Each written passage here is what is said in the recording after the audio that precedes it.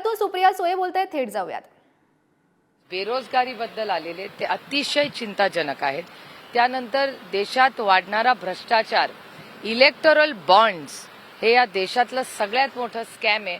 हे मी म्हणत नाहीये, पण माननीय उच्च न्यायालय म्हणतंय आणि सगळ्या मीडियामध्ये वर्तमानपत्रात त्या बातम्या आलेल्या आहेत. आणि चौथा बारामती लोकसभा मतदारसंघात सीमेत सगळ्यात मोठं आव्हान म्हणजे पाणी.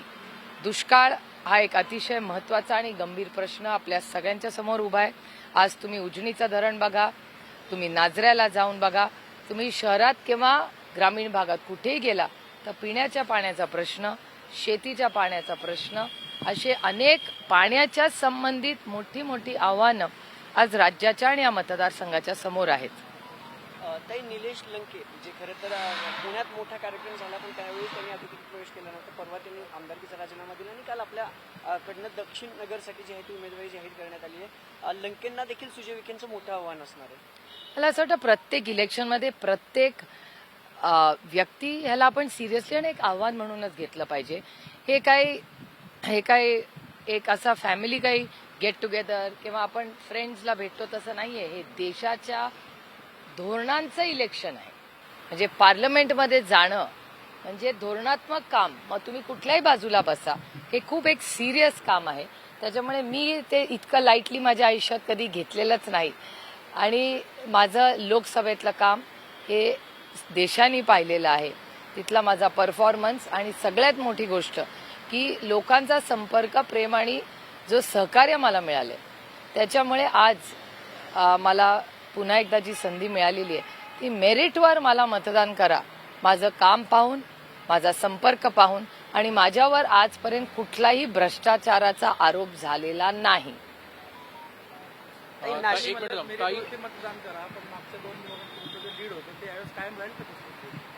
मी लीडसाठी इलेक्शन लढत नाही, मी सेवेसाठी इलेक्शन लढते. ठीक आहे ना, प्रत्येकाला आपापला निर्णय घ्यायचा आहे. तुम्ही असा का नाही विचार करत की भारतीय जनता पक्षचे नेते बारामतीत येऊन म्हणतात की आम्हाला ह्या इलेक्शनमध्ये शरद पवारांना हरवायचे, म्हणजे त्यांना विकास नाही करायचा आहे. आणि मग ना त्यांच्याकडे एखादा कॅन्डिडेट आहे, आमचं घर फोडून आमच्या घरातली एक महिला त्यांना लागते. ह्याचाच विचार करा ना. आमची माऊली मोठी वहिनी म्हणजे आईच्या समान असते. माझ्यावर जे संस्कार झालेले आहेत त्याच्यात आपल्या मोठ्या भावाची बायको म्हणजे ही आपल्या आई समान असते. त्याच्यामुळे आमच्या आईला त्यांनी इलेक्शनमध्ये भारतीय जनता पक्षाला उतरावं लागतंय. विचार करा ना या सगळ्याचा. असा का नाही तुम्ही कधी विचार करत? नाही, निवडणुका हे तर कारणच आहे, पण त्याच्या अगोदरपासून तुम्ही दर शनिवार रविवार मतदारसंघात पोहोचता. नाही, मी वीकली असते. पार्लमेंट असताना मी पण डोर टू डोर पोहोचताय. यंदा देखील तुम्हाला तोच विश्वास कायम वाटतो का? कारण की प्रत्येक घरोघरी जाऊन आम्ही देखील अनेक वेळा बघितलं की नागरिक तुमच्याकडे स्वतःहून तक्रार घेऊन येतात, ज्येष्ठांपासून अगदी लहानांपर्यंत. तो विश्वास कायम वाटेल? ही लोकशाही आहे. लोकशाहीमध्ये लोक ठरवतात काय निर्णय घ्यायचा. त्याच्यामुळे मला असं वाटतं आपण सगळ्यांनीच, म्हणजे मी तर इलेक्शन नाही, नुसतं इलेक्शन नंतरचं जो प्रोसेस आहे हे मी फार गांभीर्याने घेते आणि माझं काम तुम्ही सगळ्यांनी पाहिलेलं आहे. त्यामुळे माझ्यासाठी किंवा माझी ओळख तुमच्या सगळ्यांसाठी काही नवीन नाही. दिल्लीत आज एक मोठी सभा होती. अरविंद केजरीवाल यांना अटक देखील झालेली, त्याच्यावर सुनावणी सुरू आहे. मात्र कुठलाही रिलीफ जो आहे तो केजरीवालांना मिळत नाहीये. आज इंडिया आघाडी देखील एकत्र येऊन ती सभा घेते. याच्यामुळे या सभेमुळे काही परिणाम या सरकारवर होईल असं वाटतं? नाही, हे बघा, ही लोकशाही आहे आणि लोकशाहीमध्ये जर दडपशाही करून लोक काही करणार असतील तर त्याच्या विरोधात या देशात कोणीतरी लढलं पाहिजे का नाही?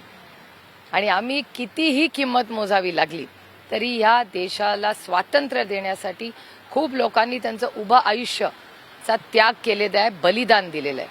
त्यामुळे ती लोकशाही जर अडचणीत आली तर आम्ही कितीही किंमत मोजावी लागली तर त्याच्या विरोधात, त्या दडपशाहीच्या विरोधात पूर्ण ताकदीने लढणार. दिल्लीत खरं तर नाशिकच्या लोकसभेसंदर्भातला हा प्रश्न आहे.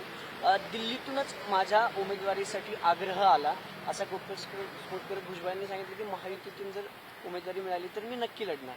मला याची माहिती नाही हवं. मला कसं माहिती असेल दिल्लीतून कोण कोणाला आणि त्यांच्या आघाडीमध्ये? हा त्यांची युती आहे ना, युतीमध्ये असं म्हणण्याबद्दल बोललं जातं, पण महाविकास आघाडीमध्ये फार काही बरी परिस्थिती असं दिसत नाही. म्हणजे रात्री 3-3 वाजेपर्यंत बैठका घ्याव्या लागतात. संभाजीनगरची जागा अजून ठरत नाही. बाकी अनेक ठिकाणच्या जागा आहेत. कसं पाहता एकूणच महायुतीतलं हे सगळं जागा वाटपाचं आणि सगळ्यात महत्त्वाचं जानकरांना तर राष्ट्रवादीतून तिकीट द्यावं. हा जानकरांना काल जी उमेदवारी दिली गेली ती राष्ट्रवादीच्या नेत्यांनी सोबत बसून त्यांच्या कोट्यातली जी जागा होती ती मग ते घड्याळावर लढणार आहेत का? ते लढणार त्यांचं नाही, लढणार त्यांच्याच चिन्हावर त्यांच्याच राष्ट्रपती. नाही ते कुठल्या चिन्हावर लढणार आहेत?